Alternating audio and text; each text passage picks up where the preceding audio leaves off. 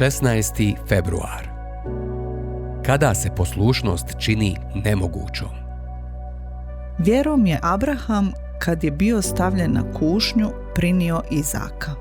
Hebrejima 11:17. Poslušnost se za mnoge od vas, a za sve ostale takva vremena tek dolaze. Upravo sada u ovom trenutku čini kao da će vam se svijet srušiti. Djeluje vam da, ako učinite ono na šta vas poziva Božja riječ ili Duh Božji, da će vas to učiniti mizernim i da nema nikakve šanse da Bog sve to može preokrenuti na dobro.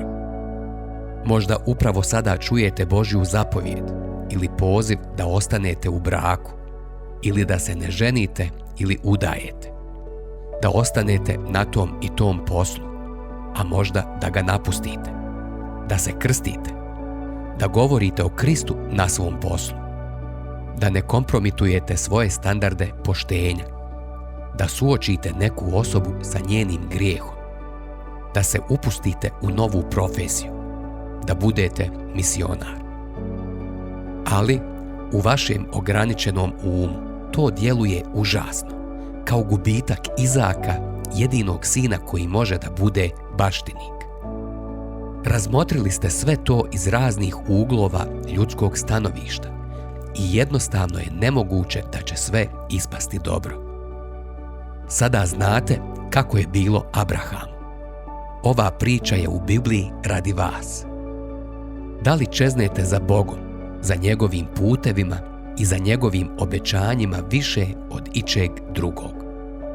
Vjerujete li da On može i da hoće da odlikuje vašu vjeru i vašu poslušnost, tako što se neće postidjeti da se naziva vašim Bogom i tako što će upotrijebiti svu svoju mudrost, moć i ljubav kako bi put poslušnosti pretvorio u put života i radosti?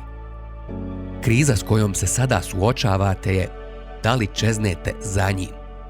Hoćete li mu vjerovati? Riječ Božja za vas je: Bog je dostojan i On to može.